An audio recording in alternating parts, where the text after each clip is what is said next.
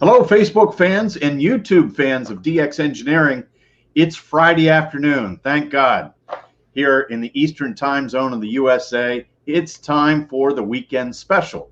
Of course, it's 20 Zulu, and I'm sure we're going to have visitors on from Australia where it's Saturday morning there. But I do want to say hello and welcome to our guest today. It's Ward Silver, N0AX. Hello, Ward. Hi, Tim, and everybody. And so, Ward, you recently released a new book. And so let's talk. And I see you're wearing the T-shirt, the Dummies T-shirt. You're an official Dummies writer. So let's talk about the 4th edition. 4th edition, sitting right here. There we go. Whoop. Try to get it with that. Yes. Attractive new cover. It's got an IC 705 right here on the cover, so very snazzy. A little thicker than the last one. Yeah, and so what is new in the 4th edition of Ham Radio for Dummies? Well, I touched most everything in the book, but what's really new is had to rework all of that material about tuning and operating a radio, because we have new technology that's come out in the last 5 years that really changes everything. We've got a lot of SDRs, we got digital voice, we got digital modes, so that's all in there. And we have a new licensing process, so you can take your exam online. There's just a lot of change afoot in ham radio, so that's that was the goal of the new edition, is to go through and make it representative of what ham radio is today. So how did this all start? How did you get hooked up with the Dummies program and writing these books? It was strange. I remember calling HQ a long time ago, maybe 2002 or 3, and I just asked. I said, "Is anybody doing a Ham Radio for Dummies book? We really need one." And they said, "We have no idea." And so we just let it go.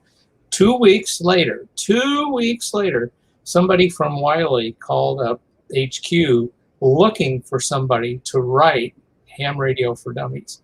And so they hooked us up, and a couple of weeks later we had started the contract process, and then I get used to how they want to do things and their style, and I got an editor, and about 8 months later, the deed was done, and the 1st edition came out. So when was that, Ward? 2004. 2004. So you've been at this for 15 years. And if you had to estimate through all of the editions, how many Ham Radio for Dummies books have been sold? Somewhere over 30,000. Over 30,000. So it's one of the most successful publications surrounding our hobby, I would think. Right. It's if you don't count the handbook and the license manuals and stuff like that, it's the best-selling book about ham radio. But it's a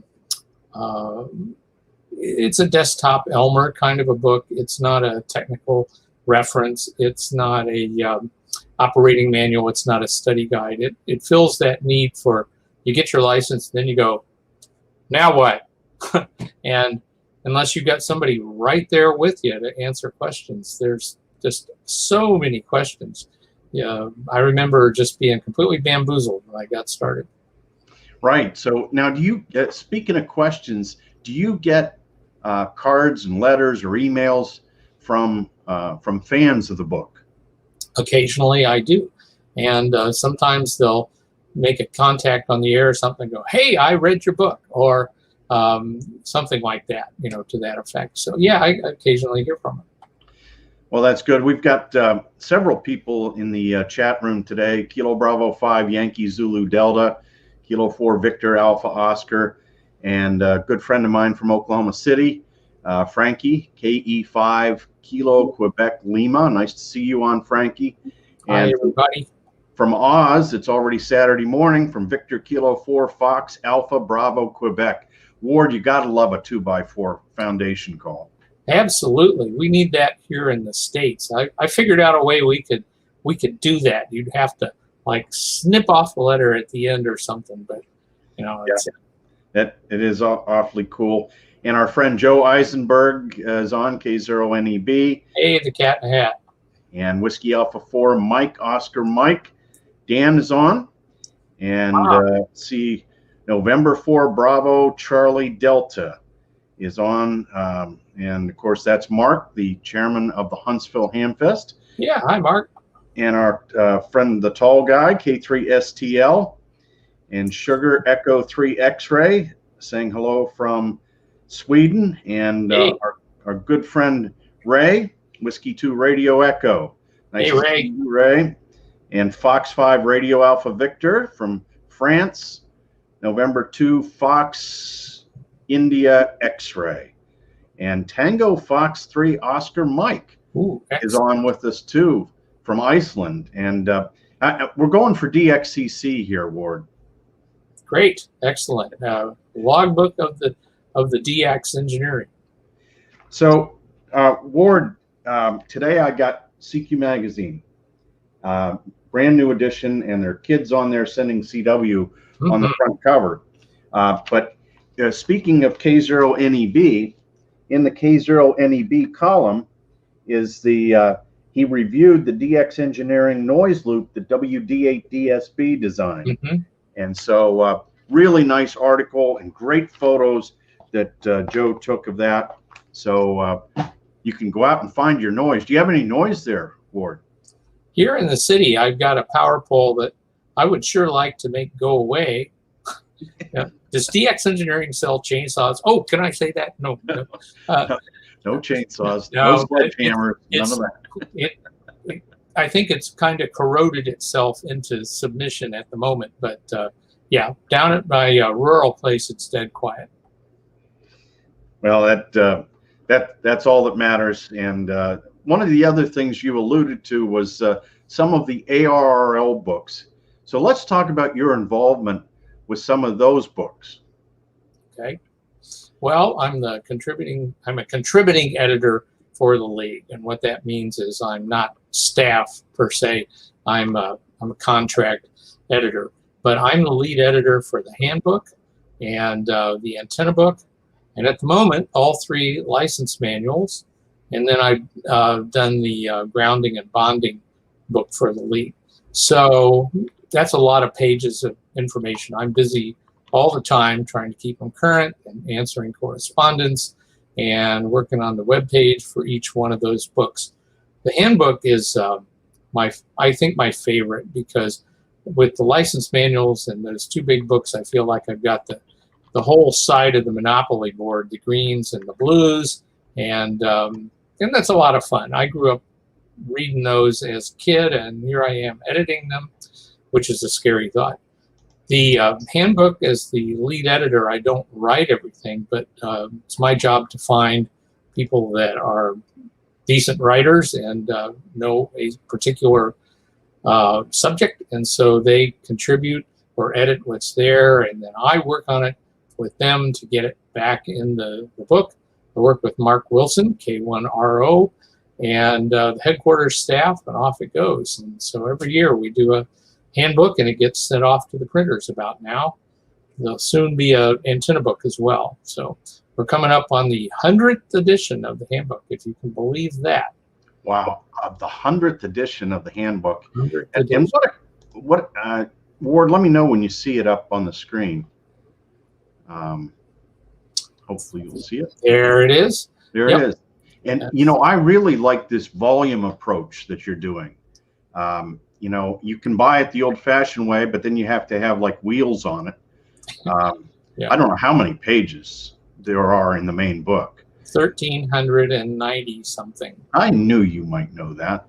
Yeah, we're trying to get that down. We have hit the page limit for being able to get 10 books in a standard box. So that's how it's determined.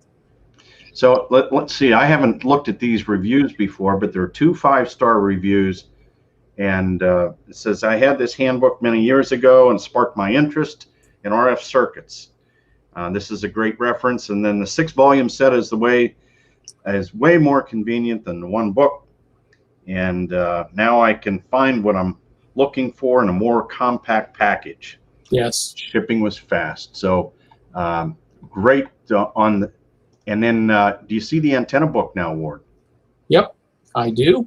And so the antenna book, we have one review, and it says much easier to read than past volumes of the book. And so, and I love these sleeves, Ward. You know, that the sleeve that surrounds it is really nice. Yeah, I don't know whose idea that was at HQ. It wasn't mine, and I'm glad to have it done that way. And just coincidentally, I'd arranged the book's chapters into groups that lent themselves to dividing into these sub-books and sub-volumes, and that's worked out really, really well. Now, this book, I'll tell you what, you talk about popular. Yeah. I love this book, and I have given many grounding and bonding talks. I gave one last night, and I'm going to give one tonight. All right. And one tomorrow morning. And it surrounds the work that you and K9YC and others did. And boy, this is just a super reference, Ward. Yeah, I had a great team of reviewers who are real experts. Ron Block, NR2B, who's written for QST and is one of the original polyphaser guys. He's a lightning expert, along with Dale Svetnoff, WA9ENA. And like you say, Jim Brown, I had the ARRL lab staff consulting and added Bruce, W3YVV, and local guy, Bill Wiley, WA0BSW. All of them contributed in various ways to make sure the book is accurate and reflects current good standard practices. So when you read it, if you follow the general idea there, you'll be in good shape. Well, you see all these 5-star reviews. It's just great. And so absolutely a super contribution. And anyone who is either thinking about building a station, or if you want to make your station better, and you know, and try to you know, stay out of trouble with static and RF on the feed line, this is the book to get. So that is just really good. And thank you so much for putting that together. Let's see here. We've got some more folks here. If you have a question for Ward, now's a good time to put that in chat. Let's see. We have November 9 India Oscar in here. Whiskey Juliet 3 United. And Captain Jack is here. He says, thanks for another great presentation, and thanks for the help. And that's Kilo Alpha 3 Hotel Papa Mike. And Captain Jack is the president of the Breeze Shooters Club down in Pittsburgh, which his phonetics can be Hiram Percy Maxim. That's it, HPM. November 2 Fox India X-Ray. And let's see, we've got our friend Dr. John, Kilo Bravo 3 Hotel. Thanks for the work, Ward. The only dummy question is the one not asked. You've helped a lot of hams. Exactly right. And our friend Gary, W9XT. Ward is such an incredible ham radio writer. Keep it up. And Kevin coming in from New Zealand, Zulu Lima 1 Mike Hotel Sierra, Saturday morning. It's chilly and 8 o'clock in the morning over there. Almost midwinter there. Yeah.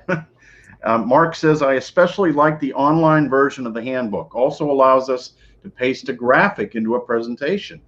Yeah. And Tom, KT3P, who writes the bulletin for my local club, the local club that I belong to, KT3P says, hello, Tim and Ward. Enjoy your reviews, Ward. Thanks to both of you in this great hobby. And we've got Alpha Golf 5 Sierra Papa, and he's that's Charlie from the 3916 Nets, and our friend Dino, and sometimes blogger Kilo Lima 0 Sierra. Dino, yeah. Hey, Dino. And let's see, we've got John Stanford in here, Kilo Fox 6 India Island Amplifier. Happy hamming. Happy. And Johan, Ward's amazing work was one of the main reasons I joined the ARRL earlier this year. So thank you for Try that. to keep it up. Yeah. And we've got Sid, G1SDK, watching. Hopefully, Sid, will hear you on 20 meters later tonight. And Victor Alpha 3 Queen Fox is on as well. And Ward, I've been thinking about Hamvention next year, 2022. Yep. And I know that's a favorite for you, is Hamvention. Yep. And you spend a lot of time with a group called HamSCI. Mm-hmm. And one of these times we'll have Nathaniel on here. But why don't you tell everybody a little bit about what HamSCI is all about? Okay. HamSCI got started with the solar eclipse in 2017. By the way, the next big one is 2024 coming up, and it will go from Louisiana, Southeast Texas, all the way up through Cleveland and Toronto. So that's a big one. Get ready. We're going to have another solar eclipse QSO party during the total eclipse. And so Nathaniel is a geophysics researcher specializing in the ionosphere and space weather and that kind of thing. And at the time, we wanted to use the reverse beacon network information and PSK Reporter and WhisperNet to collect a whole bunch of data about what happens to the ionosphere during the total eclipse as it cut all the way across the country. So I suggested, why don't we do this in a kind of a contest format? That worked out pretty well. And from that, there was so much data, and it really opened a lot of eyes in the geophysics community.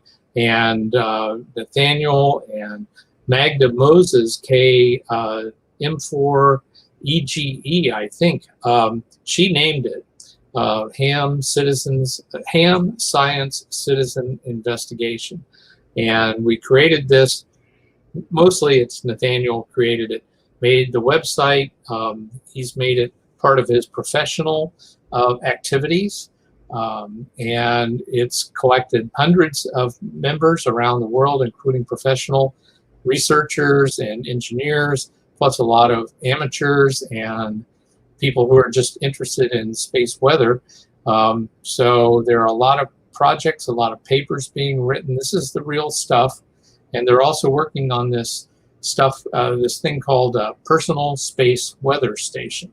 If you've seen the Personal Weather Station, that's up on the AccuWeather or Weather Underground, I think it is, Weather Underground site.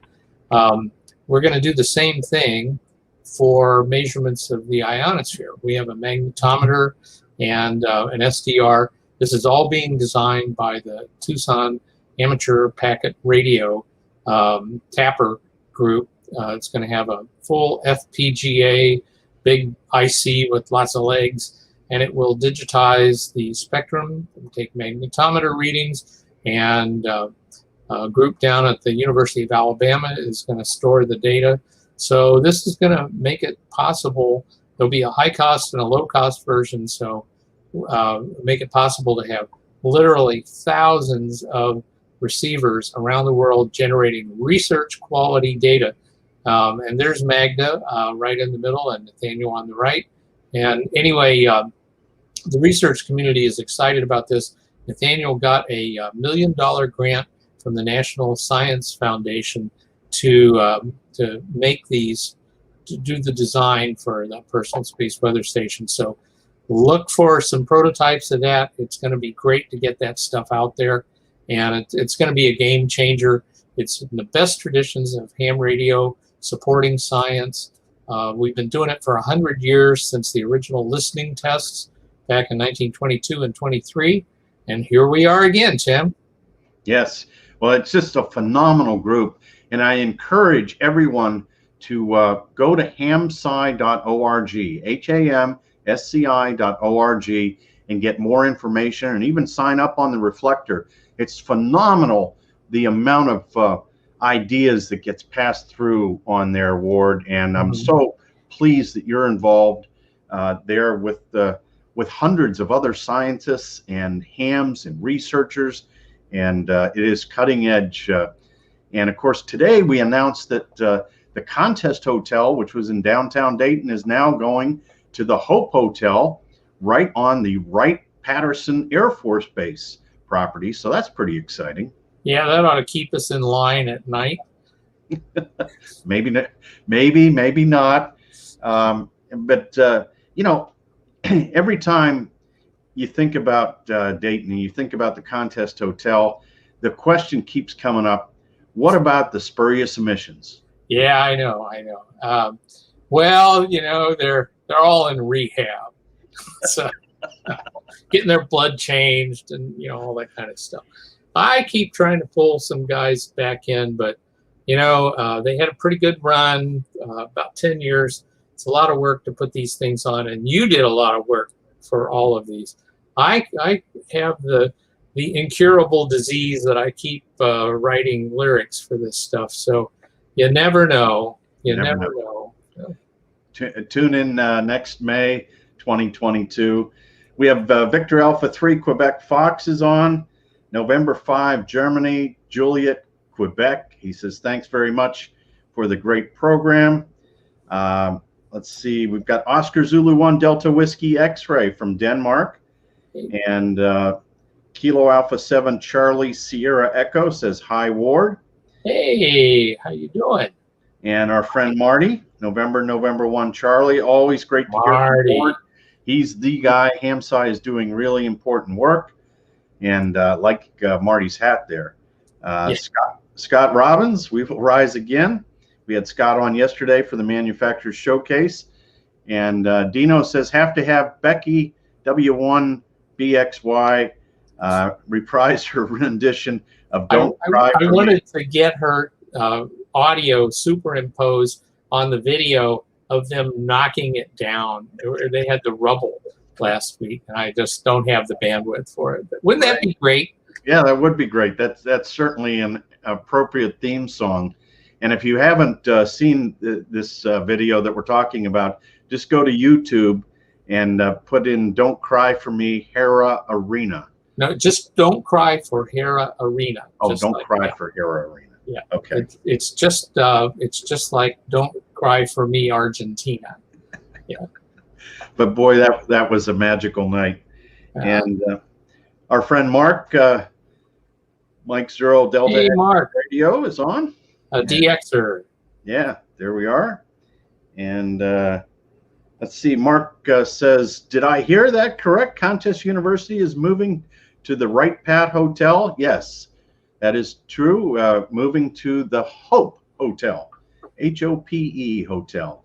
And lots of press releases went out here just about an hour ago talking about that. So you'll see that all over the place going forward. But Contest University, Contest Dinner, Top Band Dinner, even the Kansas City CW Pileup Contest, all moving to the Hope. So we'll have a new address next year, Ward. Okay. I'll be there. I'm pretty sure. Well, I think you're going to be there, and who knows what surprise we might have. But no other questions today. It's are you got the antenna bug? I mean, what are you doing with antennas now? Well, you know, it's like the song sort of goes, there's only two things that money can't buy, and that's free junk and homebrew antennas. So apologies to Guy Clark out there. But, well, I hope you have some good antenna building weather, Ward. We're going to let you get back outside. Yeah, I'm putting up a new infed half-wave with 3 new bands on it. It's kind of tricky because they're not harmonically related, so, but that makes it fun. That's right. You just never know what you're going to get.